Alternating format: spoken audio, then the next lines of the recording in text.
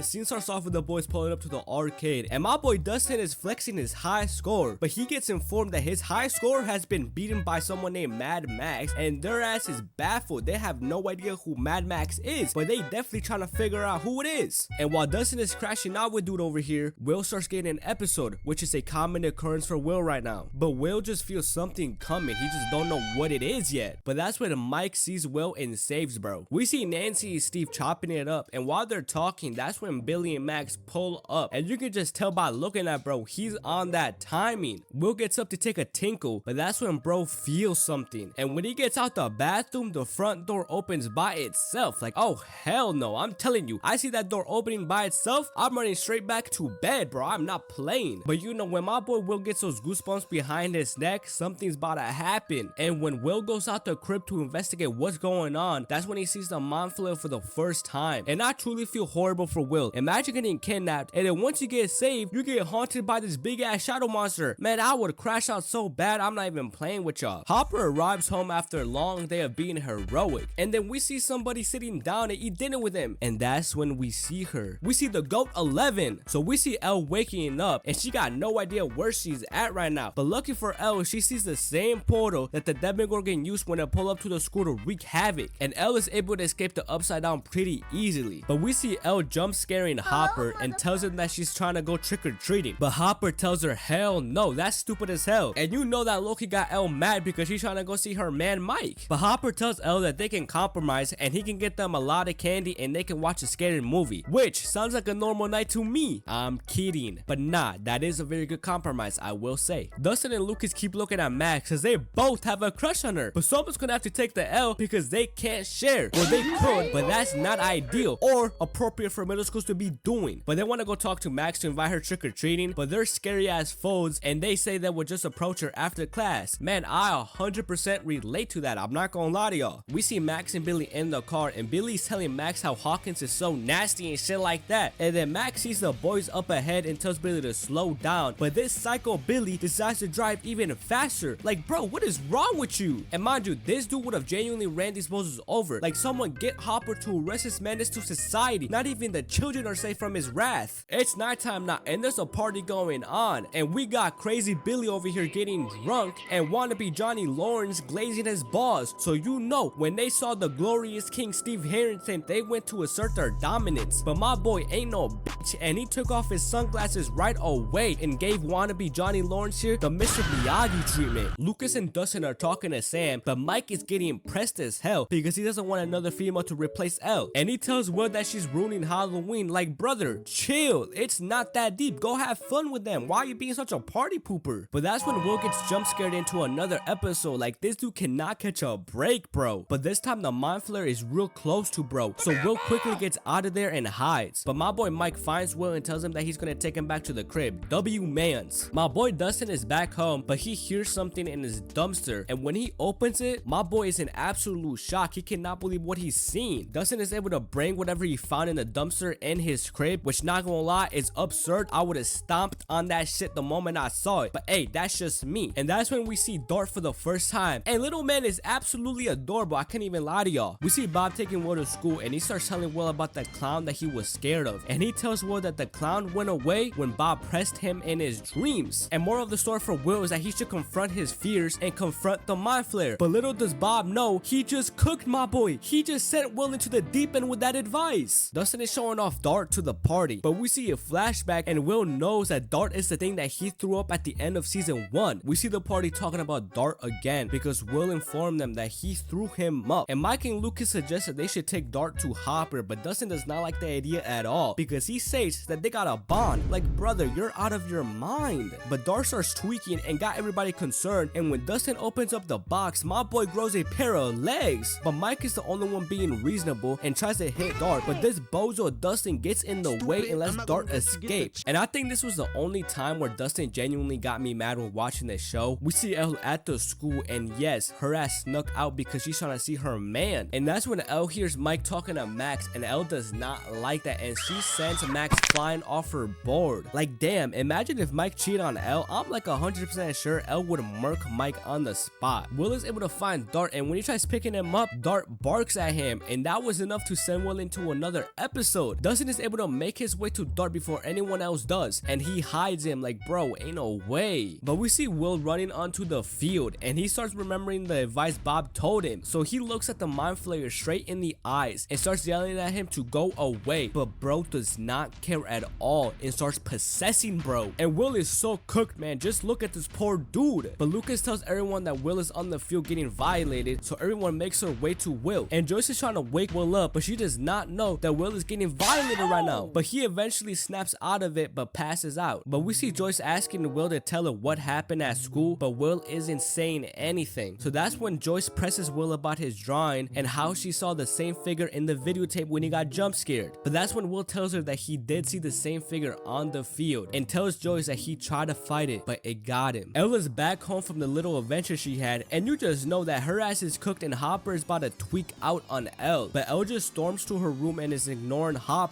and I'm telling you, that's the worst thing you can do when you do some dumb shit that your parents do not approve of. You're just asking to get buried 6 feet underground. And Elle and Hopper start tweaking out on each other, and I'm sorry, I know this is supposed to be a serious scene, but it's just too funny, bro. Like, look at my boy Hopper. Bro is absolutely stressing right now, and Hopper asserts his dominance as the man of the house and tells Elle that she's grounded and tells her no more Eggos or TV, and you know that's a big no-no for Elle. So Elle starts using her powers to stop Hopper from taking the TV away, and Hopper tells her to stop, but she nods no. Oh nah, bro, I'm calling the lab ASAP. The worst thing you can do in this universe is make a sidekick like Elle crash out on you. But you know my boy Hopper is not about to let that slide, and he just disconnects the whole TV. He's not playing. And look at Elle, you just know she about to tweak out crazy, and she sure did tweak out crazy, because she throws the book straight back at Hopper and almost broke brother's leg. Man, this argument was crazy. Dustin finds the others dumpster diving for Dart, but they have no clue that Dustin is hiding Dart away. Which, not gonna lie, the fact that Dustin knows he's from the upside down and he's still keeping him away is absolutely wild to me. Like, brother needs to lock in. And Dustin goes back home because he's trying to find Dart, but when he finds him, he sees Dart eating his cat, and Dart is like 5 times bigger because he morphed into a little demo cat, or what I think that's what they call this face of Dart. We see Hopper digging a hole, and the reason why he's doing this is because Will has been acting like a crackhead and drew a whole map of Hawkins. So Hopper makes his way through the hole he just dug, and bro's in shock on what he just discovered. But he's not wasting no time and is making his way through the tunnels, but bro gets spat on and passes out. And then we see the hole he dug closing in. Like, oh nah, brother may be cooked. And that's when Will wakes up and tells his mom that Hopper's in trouble and he thinks he's gonna die. Now we see Dustin getting suited up because he's trying to bait Dart into his bunker. So Dustin goes in his shack to see if his plan works, and it does, because Dart is coming outside like a dummy. But when Dart's about to go inside the bunker, he senses Dustin, but my boy gets the courage to rush out and hits little bro into the bunker and traps him in there. But Joyce sees Bob pulling up, and at first she tells him to go away, but then she realizes that he can probably come in handy because Bob is really smart. But when he first sees Will's map, bro is baffled, and he asks Joyce if everything's okay. But that's when he starts figuring out Will's map and is able to find where Hopper's at right now. Dustin pulls up to Mike's crib because bro needs help right now with Dart, but Mr. Wheeler has no clue where his son's at right now. But when Dustin is leaving, he sees Steve pulling up, and he tells him that he needs his help, and just like that, these two became best friends and the best duo in television history. We see Hopper waking up, and bro is lost. He don't know what happened to him, but he starts exploring the tunnels a little bit more, and when Hopper is trying to find a way out, that's when the vines start wrapping around bro and got him trapped. Like, golly, this man cannot catch a break. We see Joyce and them making their way to Hopper, and Joyce is able to find the hole that Hopper made. So we see Joyce and Bob go into the tunnel so they can find Hopper, and when they find Hopper, bro is literally hanging by a thread, but they're able to save my boy, so it's okay. But they get jump scared by the lab people, but the reason that they are there is because they're trying to burn the vines. But when they start doing that, that makes Will tweak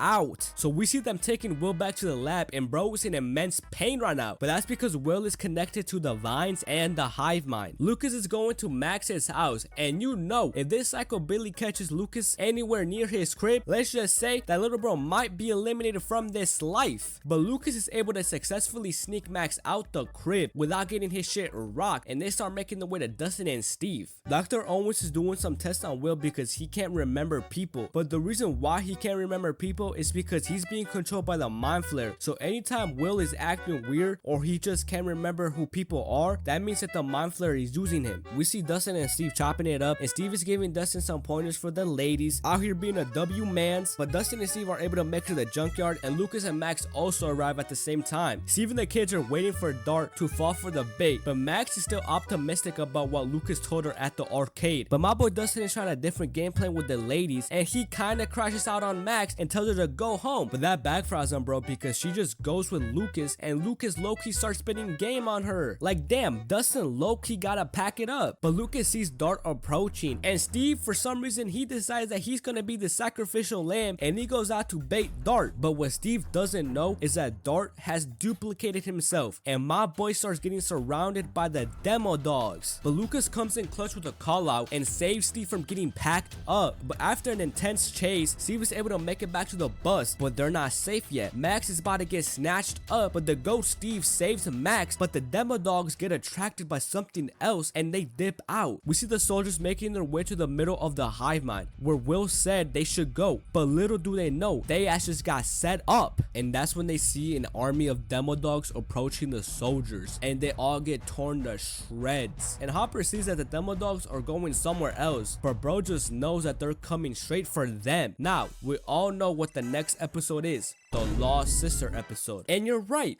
I will not talk about it because I will not put myself through that suffering. Now, I'm being a little over dramatic. It's not that bad, but me personally, I just think that episode is a snooze fest. It's just kind of whatever episode, you know? So yeah, let's just get straight into episode 8, into the nitty gritty. We see Hopper just staring at the thing. Bro is really curious what it is, but then it starts trying to break the glass, and Dr. Owen says that it's unbreakable. But brother does not expect 10 of these things to start jumping the window. But Mike tells Joyce that they gotta put Will to sleep because he's being a spy for the mind flayer right now, and Will does not like that idea at all, and bro starts crashing out. Would it be more specific, the mind flayer does not like that idea. But Joyce asks Will what her name is, and this bozo really stares at her and says, your mom. Like, okay buddy, you didn't fool nobody, put this kid to sleep right now. Hopper and Dr. Owens make it to Will's room, and these demo dogs are on that timing, and Hopper looks back and he's like, oh nah, we're cooked. And I really feel bad for this guy. Bro's about to get absolutely mauled by these rabid ass dogs. They take Will to the security room, and that's when they see what type of predicament they're in. The whole lab is full of these demo dogs, and to make everything worse, they're locked in there with them. And Dr. Owens is telling the other adults that they're pretty much cooked unless someone goes to the basement and resets the breakers. And Hopper's like, man, that's light work. But Bob tells him that it's not that easy, he needs to know basic. And Hopper tells him, okay then teach me. And Bob's like, man, are you dumb? It's not that easy, boy, do you not comprehend? And since Bob is the only person in that room that knows basic, unfortunately bro has become the sacrificial lamb. But we see Bob successfully making it to the basement and turns on the power and unlocks all the doors of the lab. Not gonna lie, this man is really him. But here comes the most difficult part of this mission, getting back to the squad. We see Bob leaving the basement, but this dummy leaves the strap on the table. Like, no, why would he make such a rookie mistake? Bob is clearly very book smart, but is he Stranger Things smart? I don't think so. Dr. Owens is currently guiding Bob to safety, but when Bob was walking, a demo dog popped out of nowhere. So he gets in the closet quickly, but it was a very close call, I can't even lie. And this got Dr. Owens sweating bullets, but Bob is dead ass sweating bullets. Look at the man, he's drenched in sweat. But shit, I would be too. I'm not even trying to clown these two. This is a very high stress situation. Dr. Owens tells Bob that he got a clear way to the exit, but when bro opened the door, a broom decides to fall. And look at bro, he just knows he got sold. And the demo dog heard the collision, and Dr. Owens yells at Bob to run for his life. So we see Bob running faster than Usain Bolt, and bro does make it. So we thought, until he got jumped by a demo dog and starts getting mauled by it. And Joyce cannot believe it. She want to go help her man, but Hopper does not let her. Man, rest in peace Bob, he truly deserved better. Everybody's back at the byers' house, and Mike says that they gotta get it back in blood for Bob, and he is not wrong at all. Look at how my boy got done, absolute violation. So this is where they come up with the plan to use Will so they can find out what the mind flayer's weakness is. But they need to make sure wherever they put Will, he cannot recognize where he's at, because if he does, they're cooked. So we see everybody helping clean out the shack and disguising it. And when they wake Will up, bro is furious. Hopper asks Will if he knows what the mind flayer is, but brother is full on spy mode. He is not spilling no tea. Joyce, Jonathan, and Mike start talking to Will about his childhood, and it seems that that's working because brother is shedding tears. But nah, he says let me go, and they cannot believe it. They really thought their plan was the move. But Hopper peeps that Will is tapping to communicate, so their plan is the move. So you know Jonathan, he goes straight for his radio and his mixtape and starts blasting The Clash. We got Joyce, Mike, and Jonathan telling Will happy stories from his childhood while blasting The Clash. So you know Will, he is spilling all the necessary tea they need to execute the final plan. Once they're done, the info that Will gave them was to go close the gate, but the phone starts ringing, which I don't know how, but that automatically sabotaged the whole plan, and that helped the mind flayer find where everybody's at right now. Hopper asks Jonathan if he knows how to use this rifle, and bro's looking lost, like, brother, take the rifle, what are you doing? Like, bro, how are you gonna let your girl step up before you do? That is actually crazy. Like, look at bro just standing there being useless. Like, brother, lock in, please. We see the squad nervously waiting for the demo dogs to make their move, but out of nowhere, just like an RKO from Prime 09 Randy Orton, a demo dog crashes through the window, and then the door starts opening by itself, and we see 11 all punked out and dripped out, walking with so much aura into the crib, and nobody can't believe what they're witnessing right now. But my boy Mike looks like he just seen a ghost. He cannot believe it. Ellen and Mike get to hug each other for the first time in a minute, and they're just happy so to see each other. But that's when Hopper tells Mike that he's been hiding L, and little bro did not like that at all. He's just crashing down on Hopper, and he tells Mike that they can talk in private, and Hopper tries explaining to Mike the reasons why he hit L. But let's keep it a buck. Trying to explain to a 12-year-old teenager the reasons you've been hiding his girl that he's also deeply in love with, it just won't go too well. He's just too lost in the sauce, man. We see Karen taking a nice bubble bath. I wish I was there with her.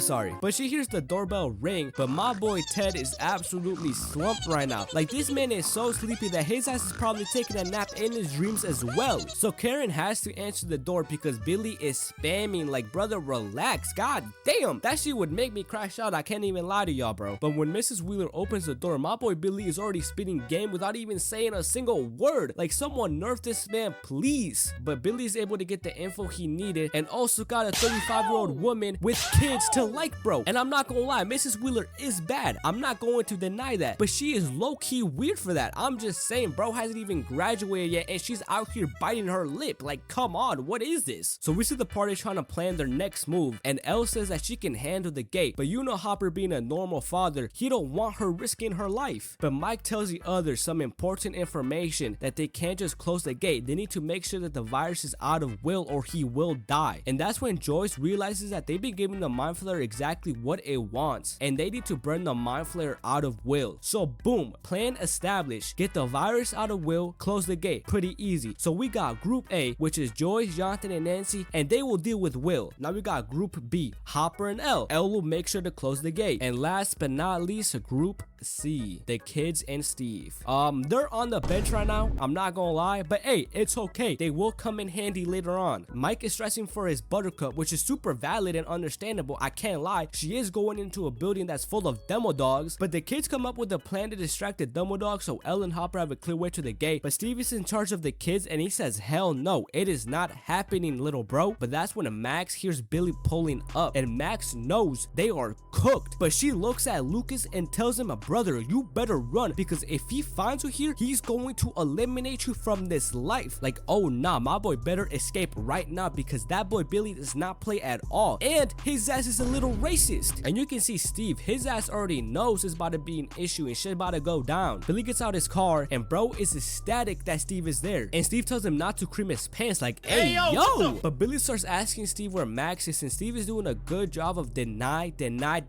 But these dumbass children cannot hide for some reason and sabotage the whole operation. And Billy did not appreciate Steve lying to him, so he pushes him to the ground, then kicks bro straight in the gut. Then we got Billy breaking into the Byers' house, and this psycho goes straight for the innocent little black kid. Like, bro, what did he do to you? And Billy is dead ass pressing Lucas. He's not playing. But I'm not gonna lie, I didn't expect this from Mr. St. Clair. Brother pulls a smart move and attacks the family jewels. I don't know what this man is made of, because it didn't affect him at all. all. Like, bro, any regular man would be out for the count. But Steve comes in for the save and hits Billy with a nice right hand. But yet again, it doesn't face bro at all. He's actually laughing. And that right there, ladies and gentlemen, is the first sign of a deranged man that you should not be running a fade with. And I'm afraid that Steve has officially became a sacrificial lamb. Steve tells Billy to leave one last time, but Billy throws one of the meanest right hooks I've seen in television history. But Steve is locked in and weaves under, and these two commence their fade. And Steve is landing punches on Billy, but this dude is just laughing like ain't no way. But Billy smashes a plate onto Steve's head, and I'm not gonna lie, this right here was the end for Steve in this fade. Bro's getting pieced up bad and then getting grounded and pounded. He's getting done worse than Ben Askren when he got KO'd by that flying knee. But Max comes in clutch and puts Billy to sleep, and honestly, thank God, because Billy was messing Steve up, bro. It wasn't even funny. Like, he would have actually killed him. And after Max KO'd her big bro, she snatches dude's card like, dang, talk about get backs. And Steve is waking up, and like I told you, brother got messed up. He was damn near close to getting eliminated from this life. And Dustin gives Steve a couple words of encouragement and tells him that he put up a decent scrap, but he did get beat up at the end, but it's okay, he tried his best. The kids arrive to the high mine and they're getting everything they need to execute their plan, but Steve is still half asleep right now, but is trying to get these kids not to go down there. But it's too late. These kids are too stubborn and are already made up their mind, so Steve has no choice but to go with them, so he can at least try to keep them safe. Steve and the kids make their way to the middle of the hive mine and start drenching it in gasoline. We see Hopper and Elle pulling up to the lab, and when they get in there, it's like a morgue. Everybody is dead in there except Dr. Owens. Plot armor, you know. Now we see Group A, and they're toasting my boy, but the heat is enough to start doing its thing. But Joey starts remembering Bob, and that makes her turn the heat on even more. But Jonathan Slow Eyes wants to turn on the heat, but Nancy tells him to look at Will's neck, and we see the mind flare trying to come out of Will, but it just gives bro the super strength cheat, and it's able to break out his confinement. And that's when Joyce gets on top of him to hold him down, but bro starts choking his own mother. Like, oh my god. But Nancy pokes Will with a burning rod, and that's enough to get him to let go of Joyce. But then we see Hopper, and they're close to the gate, and he's about to have to 1v10 these demo dogs. But lucky for him, Group C lights the hive mind on fire, and I told y'all that Group C comes in clutch because that was enough to get the demo dogs to go back to the tunnels and get the mind flare out of Will. So all that's left is the starting players to finish the job and close the gate. So Elle and Hopper make their way to the gate, and oh my gosh, is this thing huge. But Elle starts doing her thing, and that gets the mind flare to instantly pull up, and he sends the demo dogs, and Hopper is doing his best to cover Elle, but Elle's gotta hurry up because Hopper does not have the infinite ammo cheat activated right now. But Elle is using the advice her sister told her to use when she needed more power. And if you're curious what that advice is, it's pretty much just thinking of all the bad things that have happened in her life. So Elle locks in, and she even starts floating. Even a Hopper can't believe what he's witnessing right now. But Elle is finally able to close the gate and finish off the mind flare and his army. It's officially been 1 month, and it's the Snowball, and we got the whole party looking real spiffy right now. But my boy Dustin, he's the real MVP here because he got those luscious curls flowing. We see Mike sitting all by himself because no girl can have his attention, because if he does give him attention, Elle will decapitate bro. But that's when Elle hears her calling and walks into the dance, and Mike is happy as hell that she's there. And we see them doing their slow dance, and these two are definitely feeling the energy, and Mike goes in for a kiss. Okay, I see you, my boy. But the camera starts panning out, and then it flips to the upside down with the mind flare watching over the school. And that's the end of Stranger Things season 2. I hope y'all enjoyed the video. This took a minute to make, so if y'all can leave a like, that would be much appreciated. I'm not really sure what video I'm gonna do next. I have a list, so I'll figure something out. So yeah, so I'll see you on the next one. If y'all did enjoy, leave a like, subscribe, and peace.